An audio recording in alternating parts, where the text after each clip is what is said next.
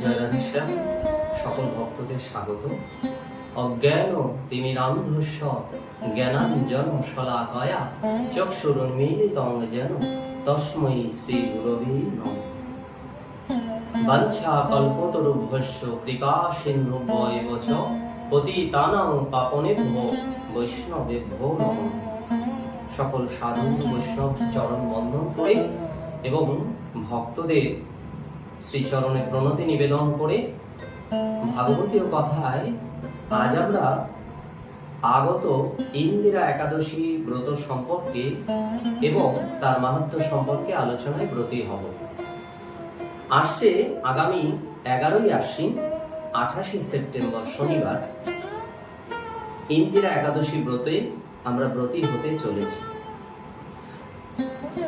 এই একাদশী ব্রত সম্পর্কে বৃহন্নারদীয় পুরাণে আমরা দেখতে পাই, একাদশী ব্রতং নাম সর্বকাম ফলপ্রদম কর্তব্যং সর্বদা বিপ্রই বিষ্ণুর প্রীতি কারণ। অর্থাৎ একাদশী নামক ব্রত সর্বকামনার ফল প্রদাতা, অর্থাৎ আমাদের সকল সদ ইচ্ছা বা সৎ কামনা পূরণ করে। আর সেজন্য যারা বিপ্র অর্থাৎ যারা ভক্ত, তারা অতি অবশ্যই বিষ্ণুর প্রীতি লাভের জন্য, শ্রী বিষ্ণুকে সন্তুষ্টির জন্য এই ব্রতে অবশ্যই ব্রতী হবে।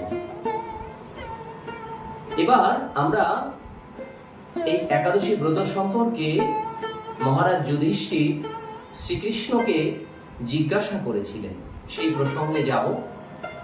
মহারাজ যুধিষ্ঠির বললেন, হে মধুসূদন, আশ্বিন মাসে কৃষ্ণ পক্ষিয়া একাদশীর কি নাম তা কৃপা করে আমাকে বলুন।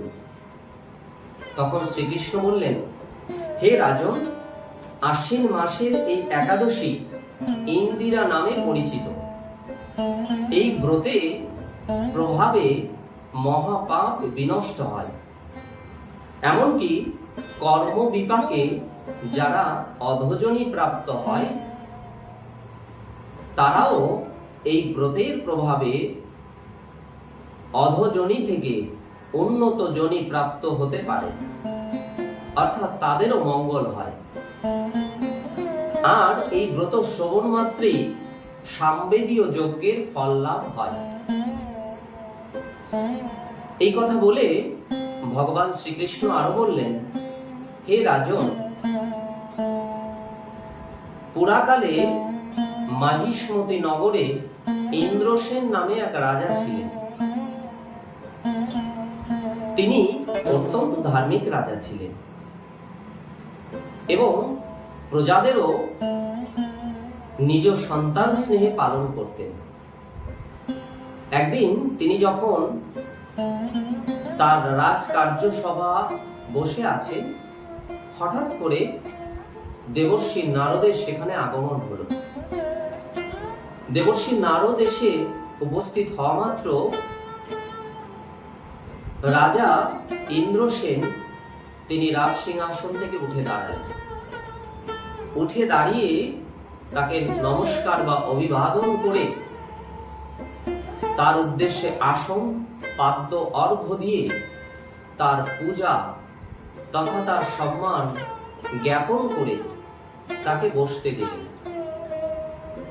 এরপরে তিনি বললেন, মুনিবর, আপনি যে কৃপা করে আমার রাজসভায় এসেছেন সেজন্য আমি অত্যন্ত কৃতজ্ঞ।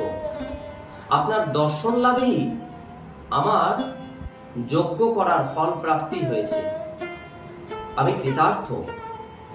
তবে আপনার আগমনের কারণ কি তা যদি বলতেন আমি কৃতার্থ হতাম। তখন দেবর্ষি নারদ ইন্দ্রসেন রাজাকে বলেছিলেন, হ্যাঁ রাজা, আমি যে জন্য তোমার এখানে এসেছি সে কথাই বলছি। আমি কিছুদিন আগে যমলোকে গিয়েছিলাম। তো যমলোকে গিয়ে দেখলাম সেখানে তোমার পিতৃদেব, যিনি গত জন্মে অনেক সুকৃতি লাভ করেছিলেন, অনেক শুভকর্ম করেছিলেন, তা সত্ত্বেও ওই যমলোকেই তিনি যম যন্ত্রণা ভোগ করছেন। আমি যখন সেখানে গেলাম তখন আমাকে দর্শন করে তিনি আমার কাছে এগিয়ে এলেন এবং তিনি বললেন, মণিবর, আমার ছেলে মাহিষ্মতি নগরের রাজা, নাম তার ইন্দ্রসেন। আপনি যদি কৃপা করে আমার এই বার্তাটি তাকে দেন যে আমি পূর্বের কোন কুকর্মবশত ব্রত ভঙ্গের অপরাধে যম যন্ত্রণা ভোগ করছি এবং এই যম যন্ত্রণা থেকে নিষ্কৃতি পেতে গেলে তাকে সর্বপুণ্যশালী এবং সর্বপাপনাশক ইন্দিরা একাদশী ব্রত পালন করতে হবে। আপনি যদি কৃপা করে সেটা তাকে বলেন এবং সে যদি সেটা প্রতিপালন করে তাহলে আমি স্বর্গপ্রাপ্ত হতে পারি। তখন আমি তাকে আশ্বস্ত করেছিলাম, হ্যাঁ, আপনার কথা আমি অবশ্যই প্রতিপালন করব, আজ সেজন্য তোমার কাছে এসেছি। তখন ইন্দ্রসেন রাজা তিনি জিজ্ঞাসা করলেন দেবর্ষিকে, হে দেবর্ষি, আমি যে এই ব্রতে ব্রতী হব, এই ব্রতের নিয়ম কি, কিভাবে পালন করতে হবে, সেগুলো যদি বলেন তাহলে আমি সেইভাবে প্রতিপালন করে আমার পিতৃদেবের উদ্দেশ্যে সেই ব্রতের ফল আমি সমর্পণ করব এবং তাহলেই তার সদ্গতি হবে। দেবর্ষি নারদ তখন বললেন, হ্যাঁ, তুমি যথার্থ বলেছ। এই আশ্বিন মাসের কৃষ্ণপক্ষিয়া ইন্দিরা একাদশী ব্রত সর্বপাপ নাশক এবং মহাপুণ্য দানকারী ব্রত। সেজন্য তুমি এই একাদশীর আগের দিন, দশমীর দিনে সংযম থেকে প্রাতঃস্নান সেরে শুভ সংকল্প নিয়ে ব্রতে ব্রতেই হবে। দশমীর দিনে আবার দুপুরেও স্নান সারবে ভক্তিভাবে এবং রাত্রিকালে তুমি ভূমিতে শয়ন করবে। একাদশীর দিনেও শুভ সংকল্প নিয়ে পিতৃদেবের মঙ্গল কামনায় তুমি ব্রতে ব্রতী হবে এবং যথারীতি নিয়ম মেনে নিরাহারে থেকে অবশ্যই এই ব্রত পালন করবে, তাহলেই তোমার পরম মঙ্গল হবে। এই কথা বললেই ইন্দ্রসেন প্রসন্ন হয়ে দেবর্ষির কথা মেনে নিয়ে তিনি সেই ব্রতে ব্রতী হতে সংকল্প করলেন। দেবর্ষি নারদ সে কথা বলে তিনি সেখান থেকে প্রস্থান করলেন।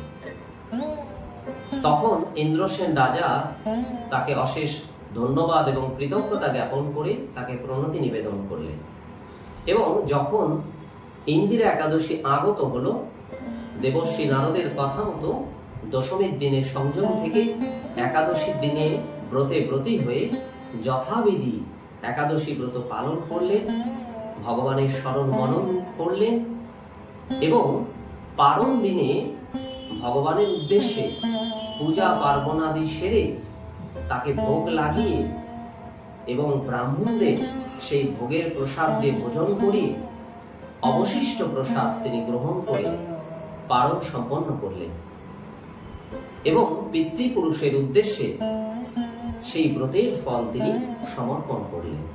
আর যখনই তিনি সেটা করলেন তখনই দেবতারা স্বর্গলোক থেকে পুষ্প বৃষ্টি করতে শুরু করলেন, অর্থাৎ তার ব্রত সফল হয়েছে, দেবতারা প্রসন্ন হয়েছে এবং সেই প্রসন্নতার ফলশ্রুতিতে তার পিতাও বিষ্ণু লোকে গমনের অধিকারী হলেন।